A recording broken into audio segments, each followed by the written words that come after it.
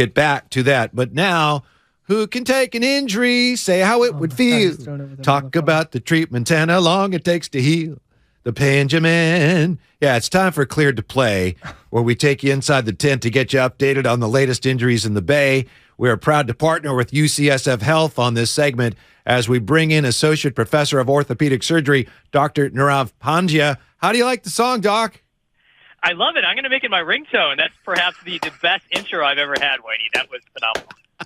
I'm glad you liked it. I was really concerned when he started. That's the third time. That's the third time I've heard that today, by the way, Doc. Yeah. Yeah. The Pandya Man can't because I'm kind of like, he went to medical school and he's really smart. I'm still working on that part. Yeah, he's workshopping that second verse. I'm still working on that part. Hey, this may sound like kind of a silly question, but I'm serious. Andrew Wiggins, of course, he's had this adductor strain, and then he got sick, and so he should be back soon, but we don't know. But as far as the adductor strain, I'm serious, Doc. Is that just kind of a fancy, nicer way of saying groin pull? It absolutely is. No, absolutely. And that's part of the reason why I'm still paying off my medical school loan, so I can say things like it's an adductor strain. No, absolutely. Yeah. That's the main muscle that's impacted. There really aren't any other muscles that are impacted when that happens. So I think it just describes specifically the muscle that's injured, so it makes it sound a little bit more serious than it actually is. But this is just a groin pull. And these are the kind of things that take, somewhere between 7 to 10 days to come back, 7 to 10 games, to come back from. And sounds like he was ready to go, and unfortunately the illness kind of sent him back. So hopefully this won't be a recurrent issue for him. But now he has a little bit more time to recover from the muscle standpoint.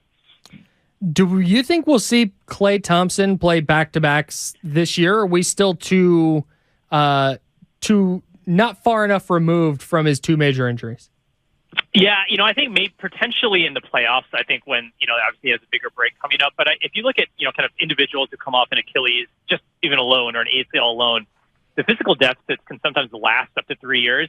So this issue with trying to prevent soft tissue injuries, trying to make sure that you don't, develop, Achilles issue somewhere else, that's going to last for a while. So I think the back-to-backs, particularly in this regular season, are probably going to go on. And I think particularly right now, because I know a lot of people were concerned, everyone's out. Why isn't Klay playing back-to-back? He's also looking at the minutes he's been playing. So if you look at his past 5 games, he's played 35, 34, 26, 38, and 39 minutes. That's a huge minute load for him. So even looking at his kind of cumulative load over the past several games, I think it's a good reason to rest him for back-to-back. So I think absolutely, due to his age, the injury history, the fact he didn't play over the summer, these are all factors that are going to prevent him from playing back-to-backs.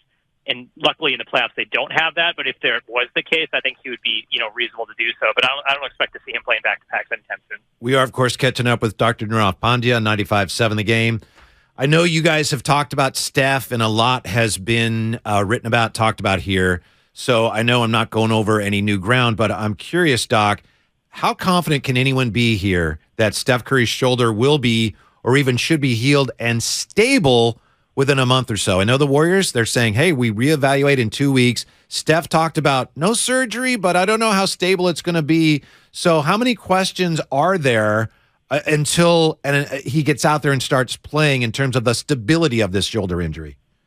Yeah, no, that's a great question. I mean, the criteria that they use for kind of getting athletes back to play, you have to have no pain, full motion, full strength, and no feelings subjectively like your shoulder's going to pop out.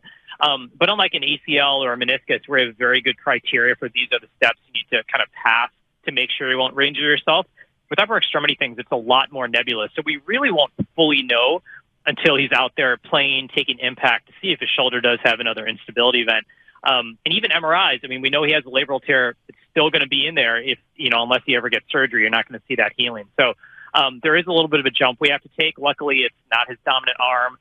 This isn't a collision sport like football, but yeah, we don't know till that first game. How's he going to respond when he hits or he falls on it? There is a little bit of a jump once you clear an athlete to come back from an upper extremity injury. So hoping it's not, and we know that most athletes take 3 to 4 weeks to come back from this. But yeah, there's a little bit of a guessing game there as well too.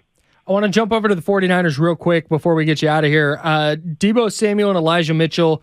Looks like Deebo will return to practice this week. Sounds like Elijah Mitchell might be back in practice next week. Is it reasonable to expect both of them to be at full strength by January 14th or 15th when the Niners open their postseason?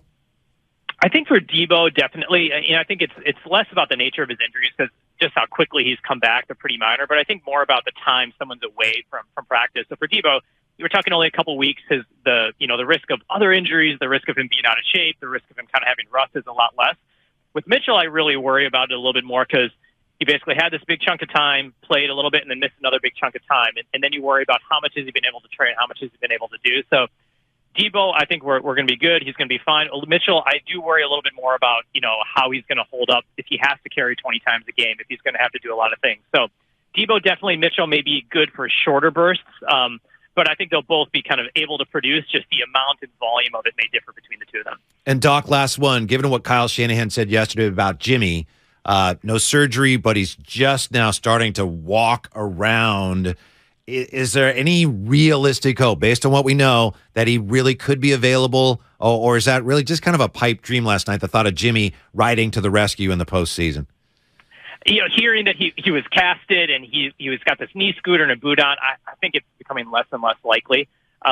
Just simply because of the fact that to be able to get the muscle strength back, to get the confidence back there, and to be impactful in an NFL game, I think that probability is becoming less and less. Could he be an emergency quarterback? Maybe, but I think we're on the Purdy train for right now. I don't think Jimmy's going to be able to be that effective, especially early in the playoffs, given what we know about it. Happy New Year, Doc. Thanks very much for your time and information. We appreciate it.